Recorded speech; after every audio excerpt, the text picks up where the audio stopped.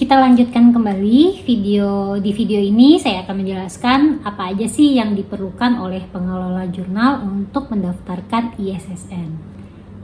Untuk pendaftaran ISSN itu bisa kita sekaliguskan untuk mengurus e-ISSN ataupun ISSN elektroniknya untuk media online maupun PISSN-nya, tapi nanti akan sedikit ada perbedaan lampiran yang harus kita berikan. Dan ini proses ini semua akan kita lakukan melalui website resminya LIPI. Nah, karena memang kebutuhan terkait pengakuan sebagai jurnal ilmiah nasional ini yang diutamakan adalah memiliki OJS dan itu diwakilkan dengan memiliki e-ISSN. Jadi bagi para pengelola itu penting, hal pertama yang perlu dimiliki adalah akun jurnal manager dari jurnal ilmiah yang akan menjadi tanggung jawab kita tadi. Biasanya akun ini akan dipegang oleh admin jurnal kalau memang jurnal ini sudah lama ada tapi belum dikelola untuk bisa menjadi jurnal nasional ataupun dengan tujuan untuk menjadi jurnal terakreditasi. Jadi Bapak Ibu ataupun teman-teman itu bisa meminta akses jurnal manager.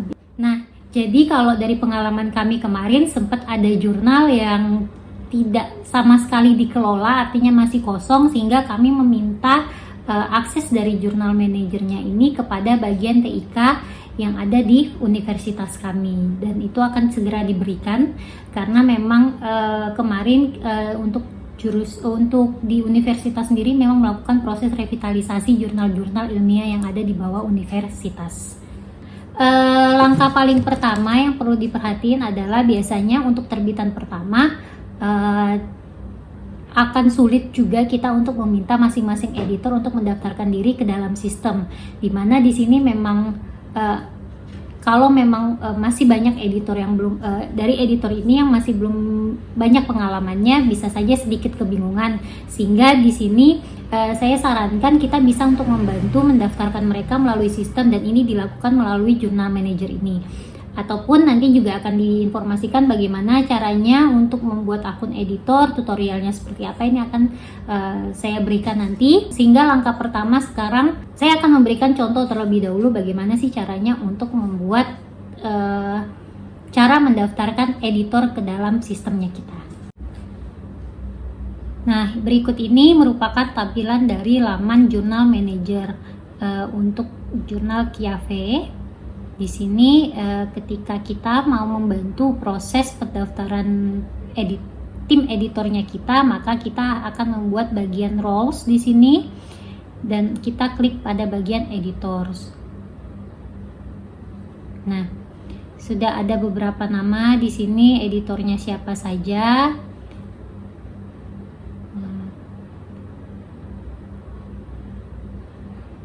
Kemudian jika kita mau membuat editor baru kita, maka kita pilih di sini create new user. Artinya di sini kita akan mendaftarkan orang yang akan menjadi tim editornya kita. Informasi yang kita berikan adalah di sini ada misalnya Solution ini mungkin nama kenalnya, nama besarnya, ataupun misalnya seperti kalau di bahasa Inggris mungkin junior, senior, dan seperti itu. Sedangkan ini nama pertamanya siapa, middle name jika ada silakan diisi, last name lalu masukkan last name, gendernya apa, inisialnya apa, lalu juga kita enroll usernya ini sebagai apa. Karena tadi kita mau membuat ini sebagai editor, maka kita masukkan di sini sebagai editor. Kita buatkan username-nya, dan untuk password kita bisa suggest sendiri dari mereka, atau kita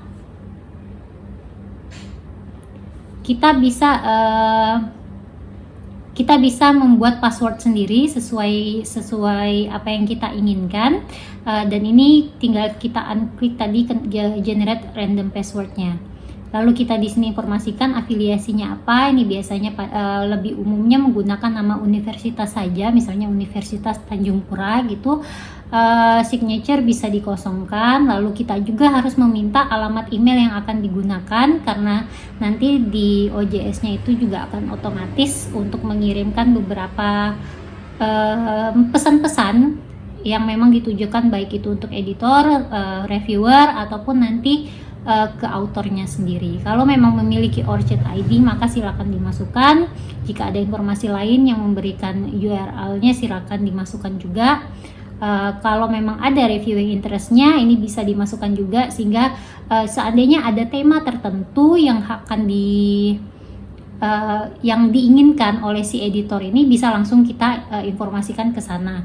Ataupun tadi ada autor yang menulis pada bidangnya si editor ini, maka kita bisa langsung kirimkan ini ke mereka.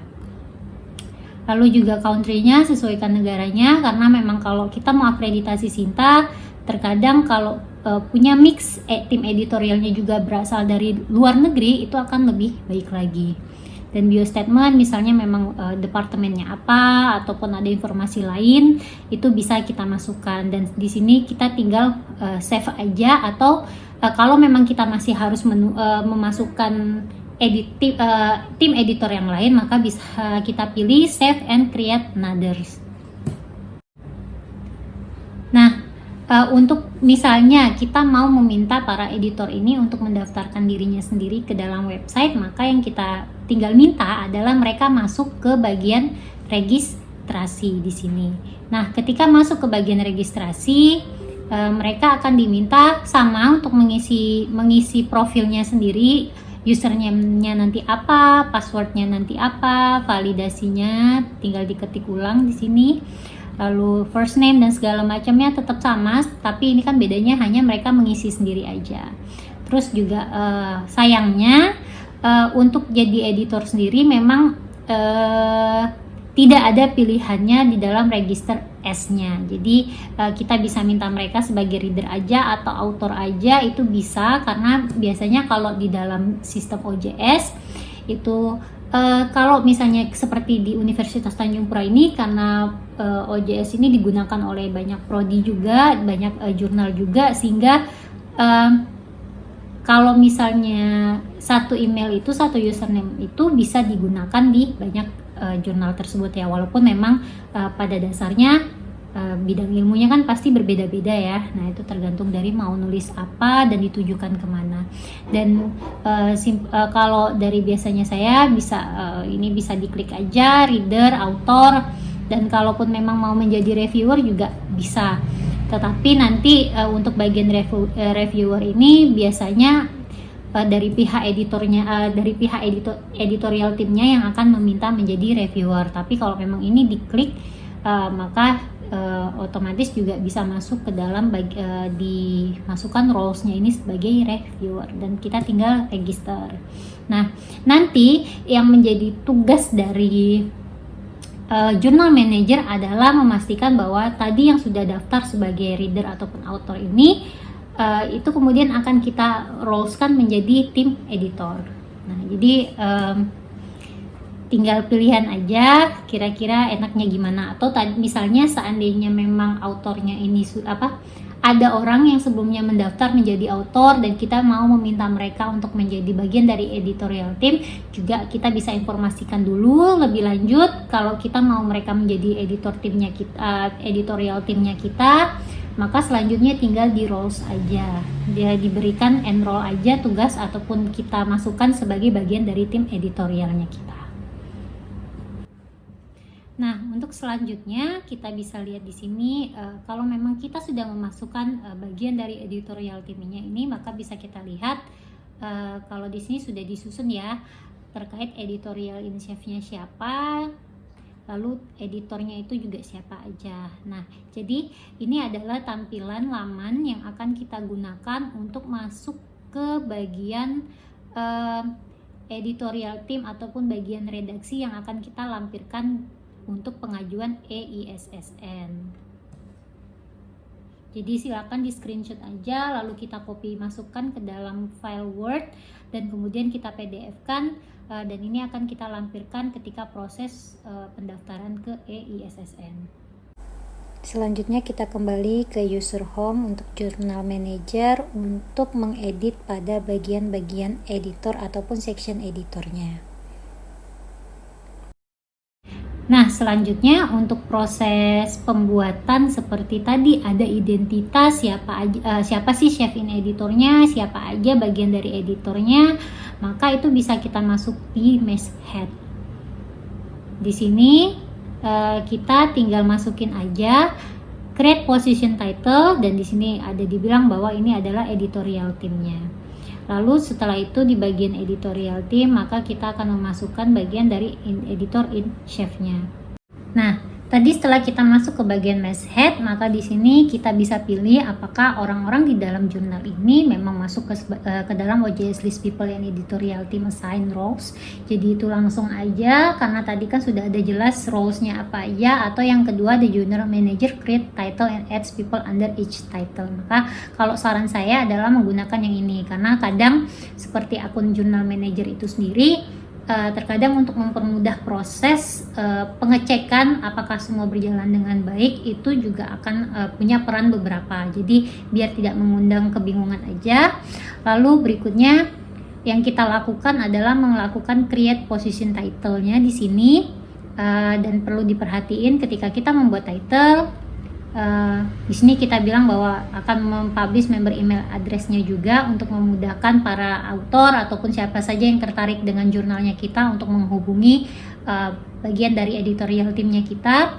Lalu di sini kita bisa memilih apakah mau title-nya ini akan muncul di bawah nama editorial team dan juga ada section-nya. Maka di sini saya menyarankan milih yang ini, atau tadi have on category, artinya di sini masuknya adalah editorial board. Nah, jadi karena misalnya tadi kita ngomongin chef in editor, lalu kita save di sini, dan ini berarti memang masuknya adalah langsung ke bagian editorial timnya, karena itu di bagian kepalanya. Atau tadi kita mau bikin di sini contohnya adalah editorial team,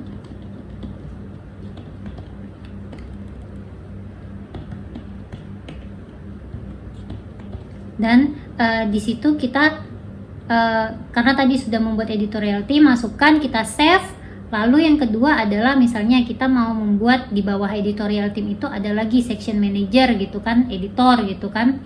Nah, sebagai contoh yang pertama tadi kita sudah buat add team. Ini untuk saya memisahkan biar kelihatan ya. Nah, kalau ketika kita memilih have title appear under editorial team, artinya ini memang hanya berfokus pada bagian editor aja. Ini bisa kita save dan kita lihat perubahannya. Nah, dia akan masuk ke bagian bawah editorial team di sini, add team. Nah, di sini kita tinggal masukkan aja member-membernya siapa.